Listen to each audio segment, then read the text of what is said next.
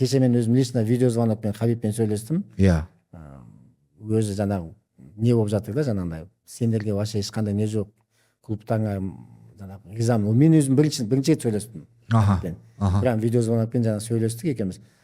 Любой время келіңдер, сендер үшін есік ашық. Біз мысалға алдында біз бара алмай жүретінбіз ғой. Барған кезде Кечкаға баратынбыз, басқа да залдарға барып сөйтіп қайтып жүрген балалар болатын. Қазір мысалға бізге есік енді ашық деп ойлаймын. Өзі лично Хабибпен осындай әңгіме болса, это енді өзі лично айтты.